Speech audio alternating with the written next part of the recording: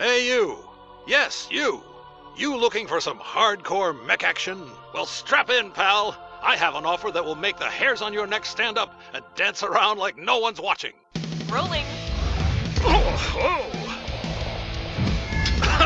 You're gonna have to do better than that, buddy.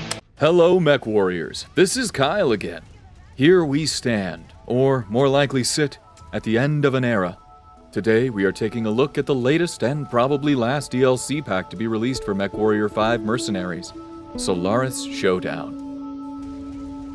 It's bittersweet to say goodbye to the game that reignited my love for the MechWarrior series, but nothing truly lasts forever. With all that sentimentality out of the way, how did the devs do on their personal farewell to this game? Well then. I guess we MechWarriors can be hard to please. I think there's a lot to like here if you'll give it a chance, but I also have notes. Let me tell you what I liked about this DLC and why your personal mileage may vary. We're going to breeze right through the free additions to the game this time because there's really not much to talk about. We got another batch of quality of life updates, some bug fixes, and improvements to the AI? That should be a meme in the community by now. In my opinion, there are two additions that you will really notice from the player's perspective. The first are the new heavy turrets. Static defenses have always been present in MechWarrior 5, but they usually represent little threat, if any at all. Now you'll want to be mindful about scanning enemy turrets as you run the risk of bumping into one with some serious firepower. The next thing of note is the field refit system. Enemy mechs will now occasionally spawn with different variations of their base loadout. It's kinda cool to think that the enemy mech jockeys are customizing their war machines just like you, but I doubt it will impact many of your skirmishes. The moral of the story here is simple. Scan your targets. If you know what they're capable of, then you'll know how to deal with them. Or you can just take my approach and put everything to the sword regardless of their mech. This Claymore's rated E for everyone. Let's get to the real reason we're here. You've stolen enough money from the tip jar at your local Starbucks to buy this DLC. So, what do you get? Mason and Duncan, the disappointing fisher. She, got it in for you? Romantic detour gone awry. The king is back, baby! Duncan Fisher might be one of the most iconic characters in the MechWarrior universe. Duncan is ready to take the arena by storm and leave his mark on the galaxy at large. I'm getting ahead of myself though. Let's roll it back a little and take this from the top. This DLC pack offers a handful of major additions to the game. We now have access to arena missions on the star map, we can get our hands on the new Loader King mech chassis, and, much like the previous expansion, we're granted a new campaign. We'll start with the new arena missions. Whether you go in with a lance or alone, you are thrust into gladiatorial-style combat with a set number of enemies. The goal is simple: be the last MechWarrior standing. These missions can be summed up as high-octane chaos. They will have you facing off against new variants of mechs that were built not for prolonged engagements or frontline warfare, but rather for the demanding and unique gladiatorial duels present in the arena. You will see all sorts of new weapons and equipment, usually as it slams right into you. The presentation in these missions is also excellent. I feel like some gamers will argue about style over substance in regards to this expansion, but to me, the style is substance. Each arena fight has an announcer.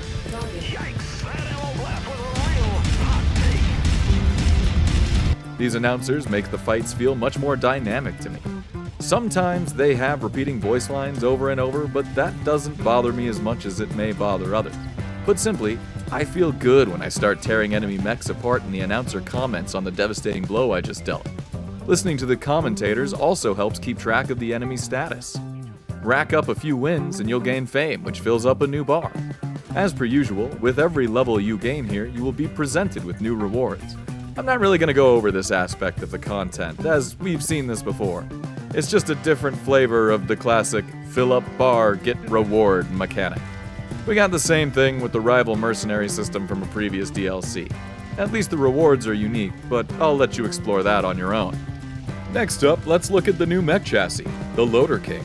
This mech is an industrial worker bot that was tooled around with until it was made ready for the arena. Part of what makes this expansion unique is showcased pretty well by this mech. Arena mechs are built differently from warfighting mechs. Warfighters need to be built for consistency. They need to be able to form a battle plan and execute it time and time again. Meanwhile, anything can happen in the arena at any moment. The Loader King sees success here because it was already a durable bit of machinery used in intense mining operations. It can carry heavy loads, and thus heavy weaponry. It can hit hard, take a punch, and is just quick enough to reposition in case things start going south. The versatility of this weapons platform means that you can probably see success with it in any mission type, though you may have to change the loadout to suit warfront situations. It is built to finish fights quickly, which works great in an arena with a limited number of opponents. But it runs out of ammo a little too quickly for my liking in other situations. Finally, there are the new campaign missions. The story starts differently from others.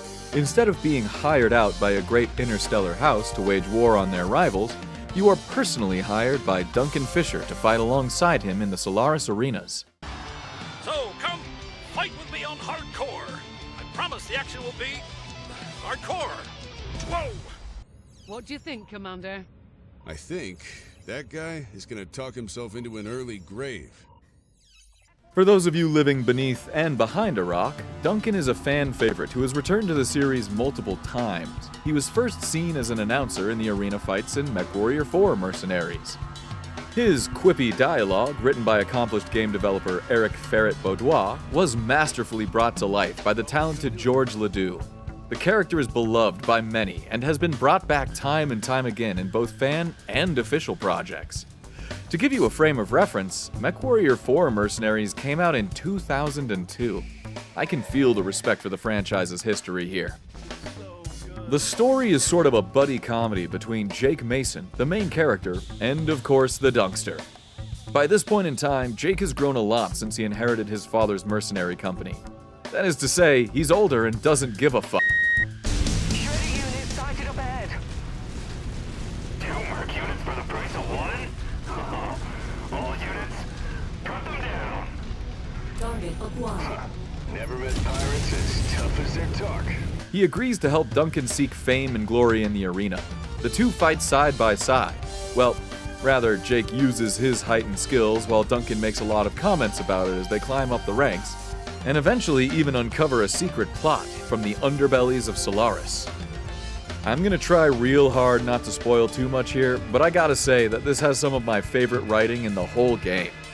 Jake and Duncan make a great pair as the straight man and the foil. I found the banter between the two to be legitimately entertaining. Trouble and I are well acquainted. It strikes about as much fear in me as a plumber facing down a blocked toilet. I'm having second thoughts about accepting this offer, Commander. Already on my third. The story involves a few standard missions, but is mostly composed of different arena-style fights. It isn't nearly as hardcore of a gauntlet as we've seen in previous campaigns, but it does pose a few challenging fights, which is nice. I only found one major downside to the campaign, and that is that it really doesn't allow for co-op. This might not matter to some of you, but if you look closely at most of my MechWarrior footage from previous videos, you'll notice that I'm usually playing with a few friends. I started the campaign with my usual crew, but suddenly found that they could do little more than spectate for the majority of the story. Co-op has a fair few quirks as is, but this one caught me off guard, so be mindful of that if you are likewise trying a playthrough with some pals. That's it, everyone. The ins and outs of Solaris Showdown. For me, this is one of the few instances where the expansion pack was worth the full price of admission. However, I don't think this will appeal to everyone. If you don't like arena fights, you're gonna have a hard time enjoying this expansion at all. Heck, some may even argue that this kind of content should have already been in the base game, which is fair. However, the amount of effort and attention to detail present balances the ledger. It's not a mind-shattering DLC that promises to change the game forever, but it didn't need to be that. What we have here is a story and gameplay loop that just want to bring that extra bit of fun and camp that can be seen in science fiction as a genre. So that's it, folks.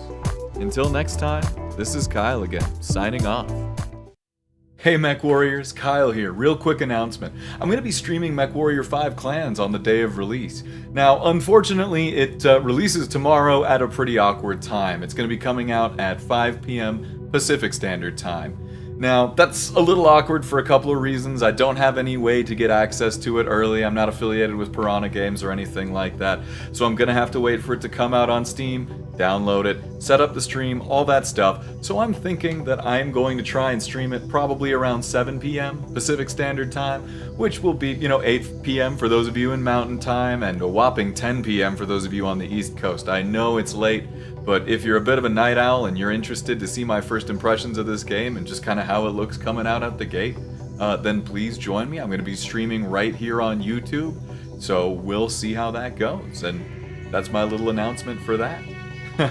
Now, for everyone who stayed this far in the video, I'd like to thank you for watching my content. This has been an incredible journey for me, reviewing every single DLC pack for this game that has really been kind of a mainstay for me for several years now. And I've seen some of the promotional material for Clans. It is looking good, and I am really hoping that, that it'll launch in a solid state and we can all have a good time stomping across the galaxy with it. I don't entirely know what project I'm going to throw together next, but hey, we'll find out together. In the meantime, thank you for sharing this Mechtober with me, and I hope you all have a fantastic rest of your evening. Peace.